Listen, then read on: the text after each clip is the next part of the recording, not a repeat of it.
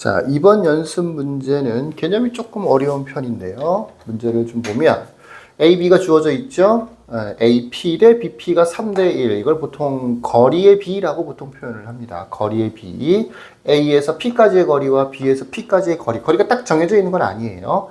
거리의 B가 3대 1이다라는 얘기죠. 예를 들어서 AP의 길이가 3이면 BP의 길이가 1이 될 거고, AP의 길이가 예를 들어서 1이면 BP의 길이는 3분의 1이 되겠죠. 이렇게 거리의 B를 만족시키는 이 부분, 점 P가 나타내는 도형. 점 P가 나타내는 도형. 요거는 예전에 직선의 방정식 하면서도 비슷한 문제를 다룬 적이 있었는데, 이게 아주 옛날에는 뭐라고 불렀었냐면 점 P의 자취의 방정식이라고 불렀었어요. 자취의 방정식. 그래서 이제 이런 형태의 문제를 보통 어떤 P가 나타내는 도형이라고 나와 있는, 누구누구가 나타내는 어떤 점이 나타내는 도형이라고 되어 있는 문제를 통틀어서 자취에 대한 문제라고 보통 얘기를 했었어. 근데 예전에는 이제 자취라는 표현을 자주 썼었는데 요즘은 자취라는 말을 잘 안 쓰죠. 이제 아마 수업 같은 걸 듣다 보면 학교 선생님이나 다른 학원 수학 선생님한테 수업을 듣다 보면 이제 자취라는 말을 들어보게 될 겁니다. 아마도 아직도 자취라는 말을 선생님들 사이에서는 많이 쓰기 때문에 점 P가 나타내는 도형의 방정식을 구하세요라는 문제예요. 다른 말로 자취에 관한 문제인 겁니다. 자, 어떻게 풀이를 하느냐부터 그거보다 이게 무슨 말이냐를 먼저 설명을 좀 해보면 A라는 점이 이렇게 있을 수 있고 어딘가에 있겠죠. B라는 점도 이렇게 있겠죠. 그 다음에 AP 대 BP가 3대 1, 거리의 B가 3대 1이 되는 점 P라고 하는 게 하나의 점이 아니에요, 사실은. 되게 여러 개가 있을 수 있어. 요 사이에도 내분점 배웠었죠. 이렇게 해서 3대 1 되는 이런 점이 있을 수 있고요. P라고 하는 점이 있을 수 있고요. 꼭 내분점 말고도 약간 공중에 떠서 이렇게 해서 3대 1이 되는 경우도 있을 수 있고요. 또 이쪽에도 3대 1 될 수도 있고요. 또 반대편에도 3대 1 되는 경우는 얼마든지 있을 수 있어요. 이런 P라는 이 조건을, 이 성질을 만족시키는 점이 실제로는 한두 개가 아니고 무수히 많다고요. 무수히 많다고요. 그 점들을 다 찍어본다면, 그럴 순 없지만 다 찍어본다면 이렇게 무수히 많은 점들이 찍힌단 말이야. 이 점들을 계속해서 찍으면서 모아보면 모든 점들을 다 모아보면 이 점 P가 하나의 도형을 만들어요. 지금은 원이 만들어지는데 이와 같은 도형을 만들어요. 이 원 위에, 반대로 얘기하면 이 원 위에 있는 점들은 전부 다 AP까지의 거리의 B가 3대 1이 된다는 뜻입니다. 이렇게 이 성질 자체를 만족시키는 점들을 다 모아보면 하나의 도형이 만들어지는데 그 도형을 뭐라고 하느냐면 점 P가 나타내는 도형이라고 하는 거예요. 그거를 방정식으로 만드세요 라고 하는 거죠. 풀이법은 두 가지 경우가 있을 수 있는데 어떤 경우에는 1번이 좋을 수도 있고요. 어떤 경우에는 2번이 좋을 수도 있고요. 어떤 경우에는 1번으로는 못 풀 수도 있고요. 2번으로 못 푸는 경우는 거의 없습니다. 대부분 다 2번으로 해결이 되는데 1번이 간단한 경우도 있어서 그런 거예요. 어떤 이 성질을 잘 보면 이 성질을 가지고 어떤 도형인지를 유추할 수 있는 경우가 있어.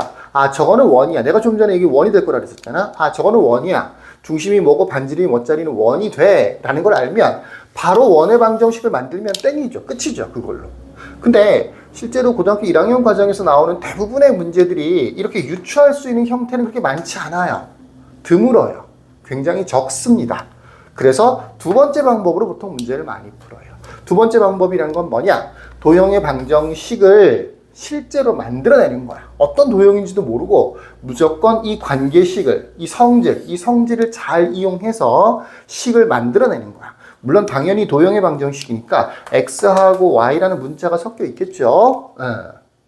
2번 같은 경우를 알아두셔야 돼요. 1번으로 유추할 수 있는 문제는 극히 제한적이다, 적다, 많지 않아요. 이걸 다 할 수 있으려면 이 문제 유형마다 다 외워줘야 돼. 아, 이거는 뭐고, 이거는 뭐고, 이거는 뭐고. 우리 그렇게 할 수는 없잖아, 그죠? 일반적인 방법이 있는 거니까 우리는 요 일반적인 방법을 소개하도록 할게요. 일단 누구누구가 나타내는 도형의 방정식 XY로 표현을 해야 된다 그랬었죠. 바로 이 P가 나타내는 이라고 되어 있지, 그지? 이 P라고 하는 점을 무조건 X, Y라고 두는 거야. 이 2번 방법에서 가장 첫 번째로 해야 될 게 이거야. 이걸 안 하고 여기를 A, B라고 쓰는 친구들이 굉장히 많거든요. X, Y라고 무조건 둬야 돼요. 누구누구가 나타내는 도형의 방정식이란 P라는 점을 X, Y라고 둬야 돼. 예, 실제로 도형의 방정식이라는 게 어떤 점의 X좌표와 Y좌표 사이의 관계를 X좌표를 X로 Y좌표를 Y로 나타내서 식으로 만들어주는 걸 도형의 방정식이라고 하는 거거든요. 우리가 뭐 잘 알고 있는 직선의 방정식 다 마찬가지예요. 어떤 직선의 방정식이 이렇게 있어. 그림부터 먼저 볼까요? 이렇게 있어. 이 여기에 있는 점의 X좌표에 대해서 Y좌표가 예를 들어서 2배 한 다음에 1 더한 거야. 그럼 이게 Y좌표잖아. 이게 실제로는 직선의 방정식인 거야. 도형의 방정식인 거야. X좌표와 Y좌표의 사이의 관계식을 만들어내는 게 엄밀하게는 도형의 방정식인 겁니다. 대단한 게 없어요. 그래서 그걸 거꾸로 첫 번째로 누구누구가 나타내는 도형이란 말이 있을 때 그 점을 찾아서 얘를 X, Y라고 하는 거예요. 두 번째는 상황에 따라서 약간 다른데 성질을 찾아서 그거를 식으로 나타내면 돼요. 지금은 뭐라고 돼 있어? AP 대 BP는 3대 1. 이게 성질인 거잖아. 이 문제에서 핵심은 사실은 AP 대 BP가 3대 1이라는 거죠. 요걸 가지고 방정식을 만들어내면 되는 거예요. 보여줄게요. 비례식으로 바로 방정식을 만드는 것보다는 어떻게 하는 게 좋으냐면 이렇게 해서 선분 3BP는 선분 AP라고 하는 식을 만들어줘요. 물론 이대로 이제 바로 식을 만들어줘도 되는데 제곱을 하는 게 조금 더 실수를 줄입니다. 왜 그러냐면 보통 제곱하세요라고 하면 이 3을 제곱을 잘 못하더라고. 그냥 3이라고 써요. 그게 아니고 양변을 제곱하면 9BP의 제곱이 되고요. AP의 제곱이 됩니다. 9가 된다는 건 명심하셔야 돼요. 9가 된다는 거. 이렇게 하면 제곱을 했으니까 이제 보통 거리를 구할 때는 루트가 생기잖아. 그 루트도 없어지겠죠. 그래서 조금 더 방정식 같은 모양이 쉽게 만들어져요. 자, 거리의 비가 주어져 있을 때는 양변을 제곱해서 문제를 푸는 게 실수도 조금 줄일 수도 있고. 왜? 3 같은 거를 9로 못 고친단 말이야. 3을 그대로 3이라고 쓰는 친구들이 진짜로 많다고요. 네. 자, 9. BP의 제곱 같은 경우에는 BP의 제곱은 B가 어디 있어요? 여기 있죠. P는 여기 있죠. 그래서 거리를 제곱해주면 되는 거니까 9 x-1의 제곱 플러스 y제곱이라고 하면 되고요. AP의 제곱은 AP죠. 네, 그래서 x 플러스 3의 제곱 플러스 y제곱 이렇게 만들어지는 거죠. 정리만 하면 돼요. 이제는 전개도 할까요? 네, 9의 x제곱 마이너스 2x 플러스 1 플러스 y제곱이 될 테니까 9x제곱 마이너스 18x 플러스 9 플러스 y제곱 이렇게 전개가 될 거고요. 좌변을 지금 정리를 한 겁니다. 우변은 이항을 시킬 거예요. 마이너스 x제곱 마이너스 6x 마이너스 9 마이너스 y제곱이 되겠죠.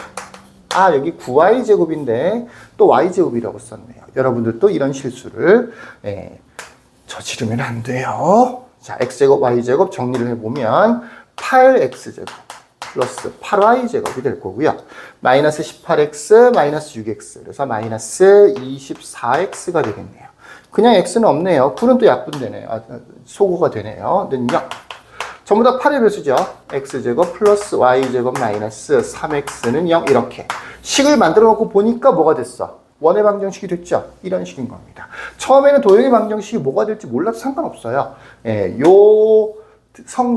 성질을 식으로 잘 풀어가다 보면 근데 첫 번째로 되는 건 뭐라고? 누구누구가 나타내는 도형이라고 하면 그 점을 무조건 x, y라고 해야 된다고요. 그 상태에서 주어져 있는 성질을 식으로만 잘 표현을 하면 그럼 뭐가 된다? 도형의 방정식이 만들어진다 라고 하는 겁니다. 이게 보통 얘기하는 자취의 방정식이라고 하는 거예요. 조금 다른 유형의 형태의 문제도 앞으로 나오면 또 보여주도록 할게요. 자, 여기까지. 끝.